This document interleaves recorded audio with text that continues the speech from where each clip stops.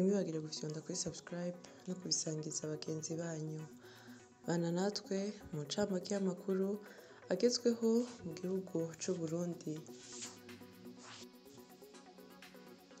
Uwuserukira igisata kijejwe itunganywa ry'ibisagara mu ntara ya Gitega, Emery Niyonzima, mu itangazo yari yashize ahabona, yamenyesheje ko mu ntumbero yo gukurikiza no kubahiriza itunganywa rishasha ry'igisagara ca Gitega, igisata kijejwe itunganywa ry'ibisagara n'inyubako mu ntara ya Gitega kiramenyesha abubaka bose ko kubera ko basanze abantu bose bariko bubaka amabotiki n'amakioske ku mabarabara nka yose mu gisagara ca Gitega, kuva ubu bihagaritswe kiretse ubiherewe uruhusha n'ababijejwe. Ico gisata kandi kiributsa congera kinagabisha abantu bose bubatse munsi y'itsinga za Regideso, aho izo bita haute tension, ko imizibukiro y'ivyo bibanza yatanzwe kuva kera, kandi ngo hategezwa kubahirizwa imetero 12 ku ruhande rumwe rumwe imbere yo kugira ico hubakwa. Mw'iryo tangazo kandi arashimira bene igihugu bamaze gutahura umugambi wo guteza imbere igisagara ca Gitega hisunzwe amategeko, kandi agakebura n'abandi ko guteza imbere igisagara hisunzwe amategeko bibaraba bose. Ibiro vy'akarere k'ubuvuzi ka Ruyigi mu itangazo vyarabishize ahabona, vyamenyesheje ko abiyandikishije bakemererwa gukora ikibazo co kwiganirwa akazi mu gisata c'ubuganga ko bagikora kuri wa gatanu igenekerezo ya 5 Munyonyo umwaka wa 2021 igihe c'isaha 2 zuzuye ku bitaro Rema vyo mu Ruyigi nyene. Ibiro vy'umukuru w'igihugu biramenyesha ko kw'igenekerezo ry'indwi Munyonyo uyu mwaka turimwo ari itariki ya nyuma yo kwiyandikisha biciye ku rubuga ngurukanabumenyi mu ntumbero yo kwitabira ihuriro rya mbere ryo ku rwego rw'igihugu, aho bazokwihweza ibijanye n'iterambere ry'u Burundi rizoba ku magenekerezo ya 18 na 19 Munyonyo uyu mwaka turimwo. Inyuma y'ikiringo kingana n'umwaka isoko yo mu Kamenge ihiye, ikaba yari imaze igihe ikirasubirwamwo, kuyugurura icese bitegekanijwe kw'igenekerezo ya 27 Munyonyo uyu mwaka turimwo, kandi n'umunsi azosozerwa urugendo rw'urumuri rw'amahoro mu gihugu cose.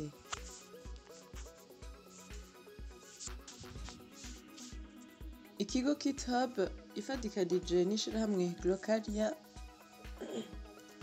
na Datapi bariko batunganya isekeza ryo kwigisha ubuhinga bwa none kugwaruka. Ni mu gihe ico kigo catanguye gutanga kuva mu ntango z'uku kwezi kwa Munyonyo inyigisho kugwaruka rwo mu makaminuza y'i Bujumbura no mu yindi mice y'igihugu. Iryo sekeza bikaba bitunganijwe ko rizorangira mu mpera za Kigarama uyu mwaka turimwo, aho hazoba hatanzwe ibiganiro n'inyigisho kugwaruka. Umuririmbyi w'umurundi Steven Sogo asigaye abarizwa mu gihugu ca Leta Zunze Ubumwe za Amerika mu gisagara ca Dallas muri Texas,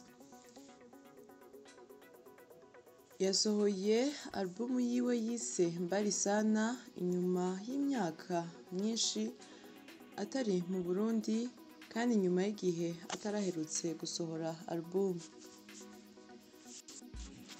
Umuririmbyi w'umurundi Don Brighter asanzwe aba mu gihugu ca Leta Zunze Ubumwe za Amerika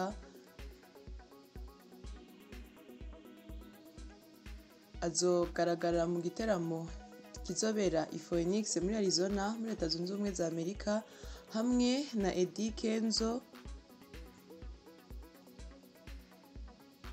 Ni igiteramo kizobera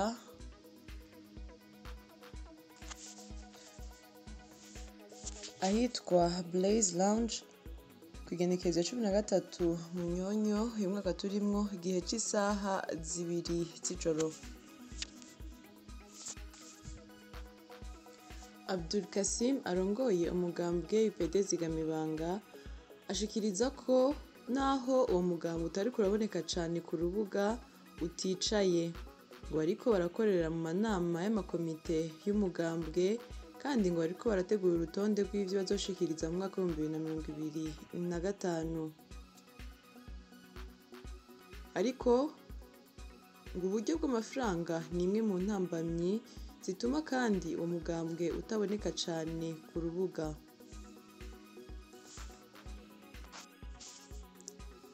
Asiteri Ndayizeye arongoye ishirahamwe rihurikiyemwo ibitaro vy'abigenga mu Burundi aremeza ko ibiciro vyo kwivuza mu bitaro no mu mavuriro y'abigenga vyadugijwe kugera ku bice 30%. Mu mvo nyamukuru zibituma harimwo ubukene bw'amahera y'agaciro n'iduga ry'ibikoresho kw'isoko, ariko ngo hamwe ibintu vyosubira mu buryo ivyo biciro vyosubirwamwo. Ku ruhande rw'urwego ruvugira abagwayi Semabu ko rubona ko bije kuvuna umugwayi yari asanzwe afise amikoro make.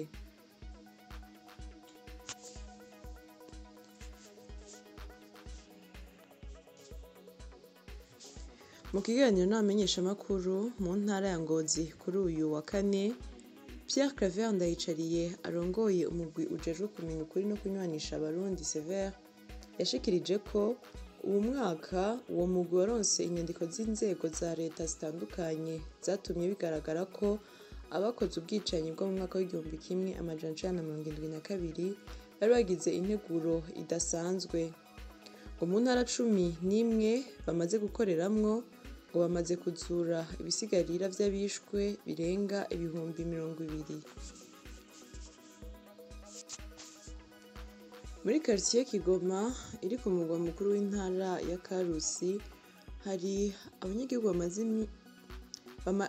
abanyagihugu bamaze indwi zibiri bataronswa umuyagankuba.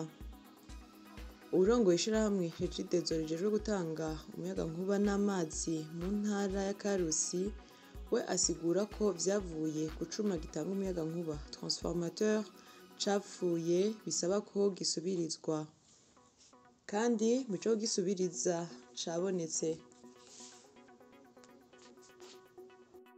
Inyuma y'imvura yaguye kuri uyu wa gatatu, imiryango 8 muri quartier Nyabagere zone Gihosha komine Ntahangwa yaratewe n'amazi y'uruzi Nyakabugu yataye inzira. Ni mu gihe inzira y'amazi y'urwo ruzi ari nto kubera inyubako zihegereye zubatswe hadakurikije amategeko. Naho ku ruhande rwa musitanteri wa komine Ntahangwa yari yahishikiye yashikirije ko abubatse mu bibanza bitarekuwe babwirizwa kubomora mu ntumbero yo gukingira abanyagihugu. Mu ntara ya Bujumbura, inyuma yaho uwahoze arongoye ivuriro ritoya rya Mutambu riri muri komine Kabezi Kwizera Emeline yaraheruka kwimurirwa ku ivuriro ritoya rya Mubone inyuma yo kwagirizwa gutunganya ibikorwa nabi cane cane mu kunguruza abagwayi barungikwa ku bitaro bikuru no kudakorana neza n'abakozi bo kuri iryo vuriro ritoya rya Mutambu. Ari mu minwe y'inyamiramabi muri komisariya y'igipolisi ca komine Kabezi mu ntara ya Bujumbura nyene. Mu ntara ya Cankuzo komine Kigamba haratowe ubutare mu kigo c'akabari kitwa Oasis. Abakozi b'ikigo BR nibo batoye ubwo butare butaramenyekana uko bungana n'ubwoko bwabwo. Ico kigo ngo cahora kibamwo abazungu bakibaza ko ari bo boba barahamvyeho ubwo butare imbere yo gusubira iwabo. Mu ntara ya Gitega komine Giheta umugabo wo ku mutumba Gisuru amaze indwi indwi irenga afunzwe nyuma yo kwagirizwa gufata ku nguvu umwana w'umwigeme w'imyaka 14. Ngo n'umwana yariko akora akazi k'ikiyede ku mutumba Kibogoye, nawo mugabo akaba yari umushoferi w'imodoka itwara amatafari. Hanyuma niko gutangura kuvugana n'uwo mwigeme atangura kumuhendahenda, nyuma amujana ngo muhiriwe aramushurashuza.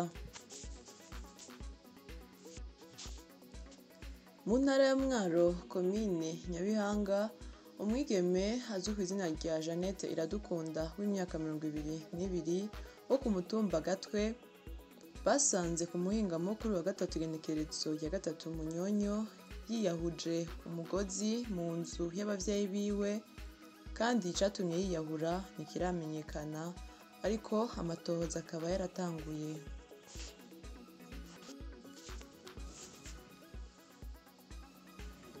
Ubushikiranganji bw'ikigega ca leta no gutunganya imigambi buhamagarira abakozi babwo ko boraba kenshi ku mbuga ngurukanabumenyi z'amashirahamwe yo mu karere na mpuzamakungu Uburundi busanzwe burimwo, bigurira kenshi abasaba akazi. Ayo nayo ni nka Banque Mondiale, Banque Africaine de Développement, Union Africaine, Union Européenne, Commission économique pour l'Afrique hamwe na Banque Arabe pour le Développement économique.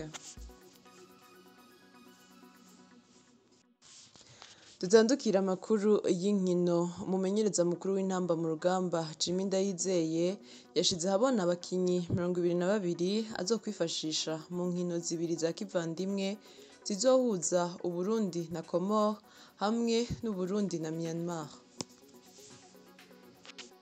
Abo nabo ni Nahimana Jonathan, Ndikumana Justin, Arakaza MacArthur, Marco Weymans, Nzeyimana Oslev, Ndizeye Eric, Moussa Omar, Ndayishimiye Yusuf, Nshimirimana Jospin, Nduwarugira Christophe, Ntibazonkiza Saido, Nzigamasabo Steve, Bigirimana Gaël, Irutingabo Trésor, Irakoze Piclair, Berahino Saido, Abdul Fiston, Amisi Mohamed, Kanakimana Bienvenue, Amisi Cédric, Bigirimana Blaise, Bimenyimana Caleb. Ikaba ni incamake y'amakuru agezweho mu gihugu c'u Burundi. Mwakoze mwebwe mwese mwaduteze yompi, ntimwibagire gufyonda kuri subscribe no kubisangiza abagenzi banyu. Murakoze.